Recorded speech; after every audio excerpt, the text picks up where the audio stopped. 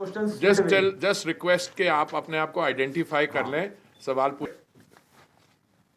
मैं लोकल जो एकदम स्पेसिफिक लोकल इशू है, जैसे कि मेरे घर के आसपास जो एक चौराया है वहाँ पे थोड़ा सा खड्डा है, वैसे सवाल मुझे आंसर करने बड़े मुश्किल होंगे। मैं अपने सुनिए, मेरी बात सुनिए, पॉलिसी लेवल पे और हम लोग क्या कर रहे हैं। देखिए, मैं कश्मीर, श्रीनगर, जम्मू, बाकी एरियाज, मेरी 70 साल आयु है, मैं पिछले 50 साल से आ रहा हूँ, ठीक है। अभी मैं क्या देख रहा हूँ, आज मैंने सेंट्रल स्कीम सारी जो है रिव्यू की है। जो सेंट्रल स्कीम्स हैं, जैसे मैं आपको उदाहरण देता हूँ, प्रधानमंत्री आवास योजना, उज्ज्वला स्कीम, ये जो मेरे अपने मंत्रालय की है, स्वनिधि स्कीम, स्ट्रीट वेंडर्स की, स्मार्ट सिटीज मिशन, मैंने रिव्यू की हैं। और मुझे बड़ी खुशी हुई देख के कि जो भी आपके लोकल उन सेंट्रल स्कीम्स के टारगेट थे वो या 100% इम्प्लीमेंट हुए हैं या इम्प्लीमेंट होने जा रहे हैं। हाँ, कुछ प्रोजेक्ट्स ऐसे होते हैं जो, जैसे स्मार्ट सिटीज मिशन है, स्मार्ट सिटीज में आपका कमांड एंड कंट्रोल सेंटर तो बन गया है, पर बाकी प्रोजेक्ट्स टेंडर्ड है, काम हो रहा है।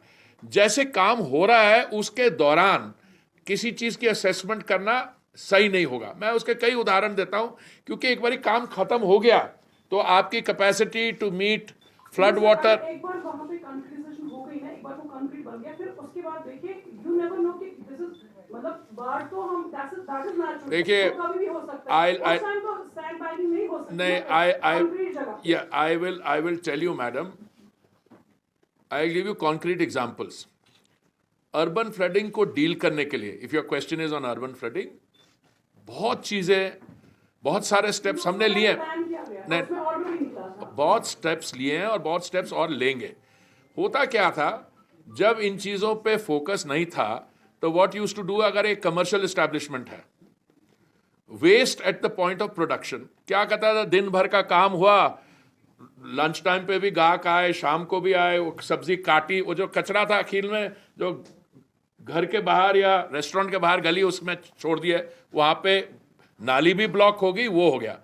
तो हम वेस्ट प्रोसेसिंग की जो बात कर रहे हैं, देखिए eight the point of production उसको सेग्रेट करते हैं, सॉलिड वेस्ट और वेट वेस्ट।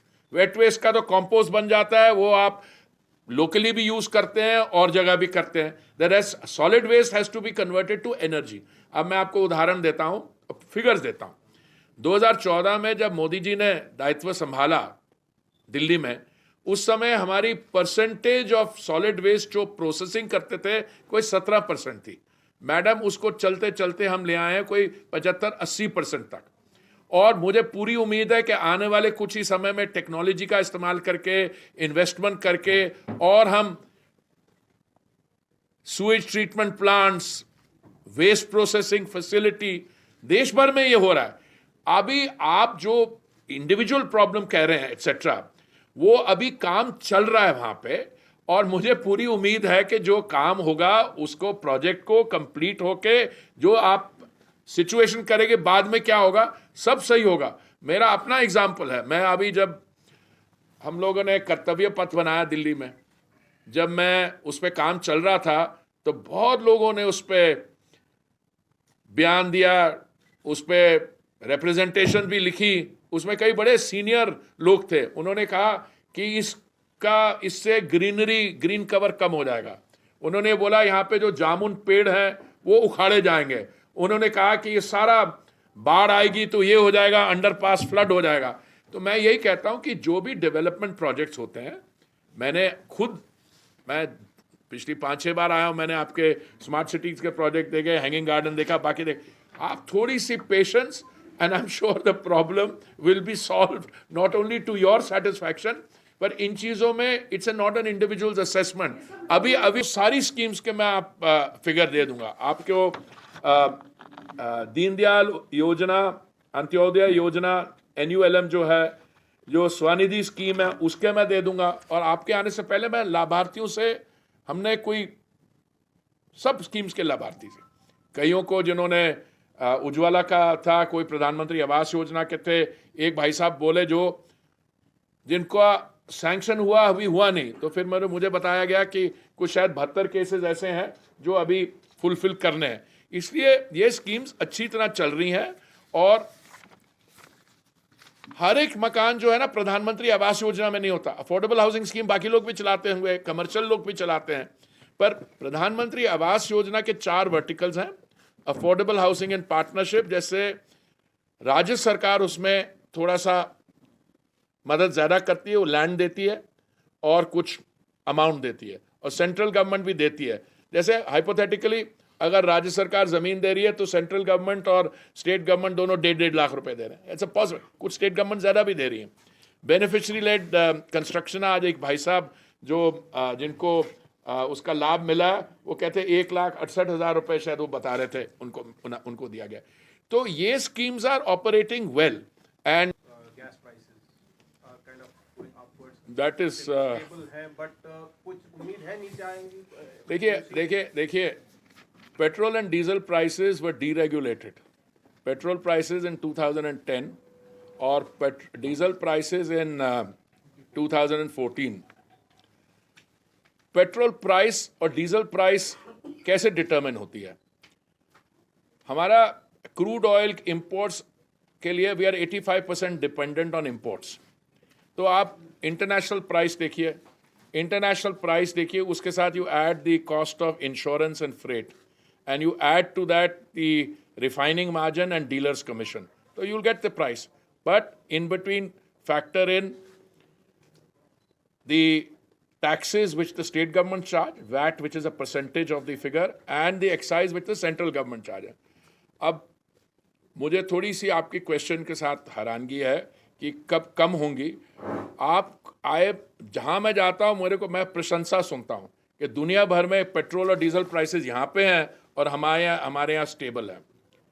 स्टेबल कैसे हैं कि 2 इंस्टेंसेस में, एक नवंबर 2021 और मई 2022 में माननीय प्रधानमंत्री जी ने ये निर्णय लिया कि जो सेंट्रल एक्साइज है वो उसमें हमने कम कर दी, और सेंट्रल एक्साइज कर दी, और जो बीजेपी रूल स्टेट्स थे, ठीक है, उन्होंने भी अपना वैट कम कर दिया। कुछ ऐसे स्टेट्स थे जो, अब मैं पॉलिटिकल इशू पे नहीं जा रहा, जो नॉन बीजेपी रूल स्टेट थे उन्होंने अपना नहीं किया। एक स्टेट थी महाराष्ट्र, उस समय it was non BJP government, उन्होंने इंपोर्टेड लिकर पे, दारू पे कम कर दिया टैक्स 300 350% से 150%, पर इस पे नहीं किया। तो अभी हमें चिंता दूसरी है, अभी चिंता है कि international prices are rising again. तो कभी कभी मेरे साथ लोग मजाक करते हो, कह रहे हैं कि भाई कब बढ़ेंगे दाम, तो मैंने कहा आपको तो खुशी होनी चाहिए कि हमने स्टेबल रखे हुए हैं। अब एक रेफरेंस पीरियड देखिए आप, जुलाई 2021 से लेके अगस्त 2021, जुलाई अगस्त या 21 और 22 तक, भाई साहब नॉर्थ अमेरिका में, यूनाइटेड स्टेट्स ऑफ अमेरिका में और कनाडा में petrol prices went up what 43% and 46%, और इंडिया में they only went up 2%। In fact आप किसी भी तरीके से देखिए, अभी एक मॉर्गन स्टैनली की स्टडी आई है और दुनिया भर के, कि दुनिया में if there is a bright spot anywhere in the midst of all the uncertainty, it is India. ये मैं नहीं कह रहा, मॉर्गन स्टैनली कह रही है, IMF का मैनेजिंग डायरेक्टर कह रहे हैं। हमारे यहाँ we have been able to insulate ourselves from the energy crisis through a number of measures. एक, हमने एक्साइज कम किया, दूसरे हमारी ऑयल कंपनीज ने ये इंश्योर किया कि उनको वाकई घाटा हो रहा हो, पर उन्होंने उस चीज को अगर वो बढ़ाते जाते दाम, कुछ प्राइवेट सेक्टर कंपनीज ने नहीं किया। अब हमारे 77,000 पेट्रोल बंक्स हैं इस देश में, जिसमें 22,000 प्राइवेट सेक्टर, उन्होंने नहीं कम किया, पर पब्लिक सेक्टर कंपनीज OMC ने किया। So that was one way we were able to stop it. Also जैसे हमारे भारत के आसपास के देश हैं कई, वहां पे, अब मैं नाम नहीं लूंगा किसी कंट्री का, but everybody knows there are shortages there, prices are exorbitant. हमारे यहाँ रिमोट कॉर्नर में भी, चाहे वो जम्मू एंड कश्मीर हो चाहे नॉर्थ ईस्ट हो, एक दिन भी हमने शॉर्टेज नहीं आने दी। So it has been a pretty strong navigation at the level of the central government and the state government, so that हमारे यहाँ स्टेबिलिटी रही है। आगे क्या होगा, अब देखिए कोविड के दौरान मार्च 2020 में petrol international price per barrel had come down to $19.56. आज $96 है. पिछले 4-5 दिनों में और ऊपर गया. तो इस समय हमारी जो I don't answer hypothetical question because ये मार्केट रिलेटेड है, बट हमारे सेंट्रल गवर्नमेंट की तो यही कोशिश रहेगी कि prices remain stable. Policy decision sir इसका इसी का है. Will these things be brought under GST? देखिए, जीएसटी में मेरी इच्छा और आपकी इच्छा तो एक तरफ है. जीएसटी में लाने के लिए it's a system of cooperative federalism. The finance ministers of the states have to agree. अब मुझे याद है एक अभी जीएसटी काउंसिल की मीटिंग कहाँ हुई थी? लखनऊ में हुई थी.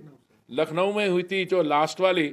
उसमें क्योंकि केरला हाई कोर्ट ने शायद ये इंस्ट्रक्शन दी थी कि इसको एटलीस्ट काउंसिल के सामने डिस्कशन के लिए रखा जाए, और मुझे जो इंफॉर्मेशन है कि स्टेट के फाइनेंस मिनिस्टर नहीं माने उसका. I mean it's not difficult to understand. They get revenue out of this. जिसको रेवेन्यू मिल रही है तो वो क्यों रेवेन्यू छोड़ेगा इससे? I mean, liquor and energy are the two things. Only the central government, which is worried about inflation and other things. So I think GST के लाने के लिए, if the states take a move, we are ready. I mean, I think we have been ready all along. That is my understanding of that. But the states have to be agreed. Thank you so much. Somebody with I this. have commented on these issues for at least as long as I can remember. I have commented on the instrument of accession. I have commented on some countries using terror as an instrument of state policy. I have commented on several of these issues. And I am one person who draws great satisfaction from the fact that today in Kashmir we are talking about development. When I used to come here some years ago, what you were dealing with is a entire professional cadre of stone pelters.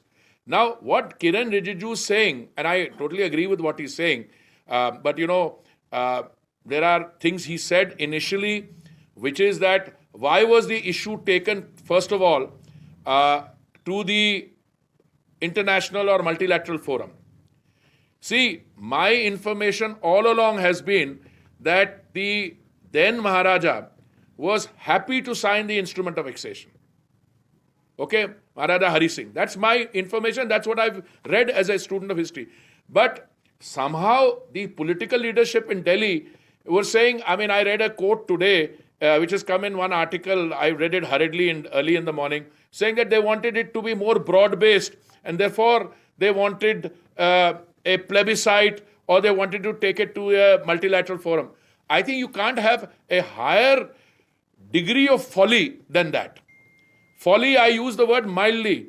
I mean, this is your problem. You have to resolve it. The state is exceeding. Why are you wanting to take it? Is your, you may have friendship or association with the then colonial power, the British. You may have been educated in England. But what makes you think that colonial dispensation, which has succeeded in impoverishing India over 190 years period, the GDP of India, as per a historian called Angus Maddison, a Cambridge historian, in 1750, India contributed something like 25% of the global GDP.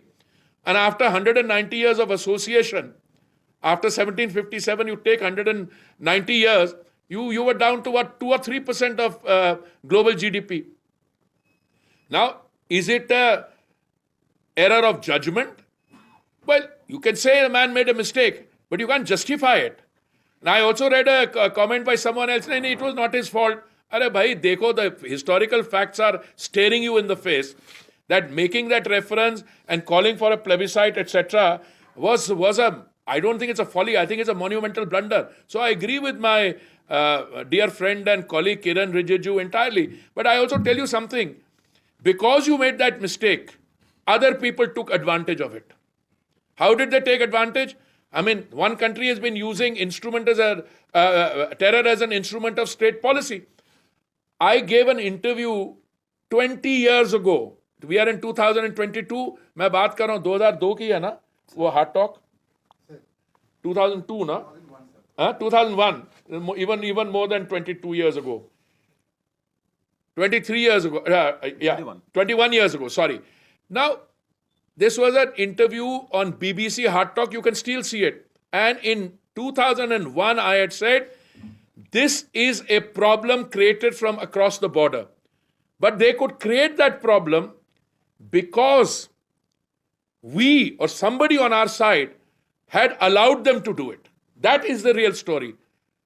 You know, in all this discussion on terrorism, people are not able to understand that the terrorist takes away the most important right of all.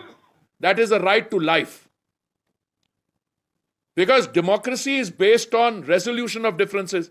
But if somebody is using a gun in order to enforce his point of view, he's taken up human rights की बात करते हैं. But the most fundamental right is the right to life. And the terror instrument takes that away. The terrorist takes it away. So it is absolutely important to understand that. And it is crucial for us to know what we are dealing with. Therefore, when I come to Kashmir now, when I was civil aviation minister, आपके यहाँ कितनी footfall था श्रीनगर में? 32,000 से लेकर 40,000 एक दिन में. मई इस साल कितना हुआ? 1,20,000 हो गया. Okay, what is the major demand now? We had a summit meeting of what is it, CREDAI or one of our Naretco in Jammu. We are going to do one here. Because of the special features of 370, I mean, here it was meant to help the state. It became a millstone around it. Nobody could make an investment here. See the difference now. Now people are investing in economic development in the state of J&K because of the government's far-sighted decision to remove that millstone around the state's neck. So I think when I came here, I thinking मुझे किसी ने बताया कि नहीं है आप local issues पूछेंगे. कितने नए नेशनल हाईवे प्रोजेक्ट्स सैंक्शन हुए हैं 370 के बाद? 25, 11,721 crore. 168 MOUs have been signed amounting to 13,600 crore in 2 years after abrogation of Article 360 and 35A. 7 new medical colleges sanctioned. Medical seats increased from 500 to 955. World's highest railway bridge over Chenab River completed in April 21. Vande Bharat Express from Jammu to Delhi is in operation. Tourist footfall increased dramatically, मैंने बताया आपको. Under the Ministry of PNG, हम 12 lakh Ujjwala connection दे चुके हैं. 50,000 घर sanction हुए हैं प्रधानमंत्री Awas Yojana. 60% decline in terror activities. देखिए ये terror from outside and the stability and situation inside, there is a coefficient, there is an umbilical relationship. आप डिस्टेबलाइज करते हैं, कौन करते हैं, किसके कहने पे करते हैं, उसके साथ state suffers. And then you say भाई बड़ी हमारे यहाँ प्रॉब्लम है इसलिए ये हो रहा है. तो I think Kiran, I am sorry I have given you a very comprehensive answer. Kiran ने जो बोला बिल्कुल सही बोला है और मैं मानता हूं कि इस चीज पे जब लोगों को जानकारी मिलेगी और वही लोग, देखिए भारतीय जनता पार्टी इस समय, अब मैं पॉलिटिकल बात कर रहा हूं, we are not only the world's India's largest party, we are also the world's largest political party. हमारे आपने परिवारवाद की कभी बात सुनी है? कोई होगा हमें बड़ी मशीन में वन मैन सेज के मेरे बेटी को टिकट दे दो या वो कर दो.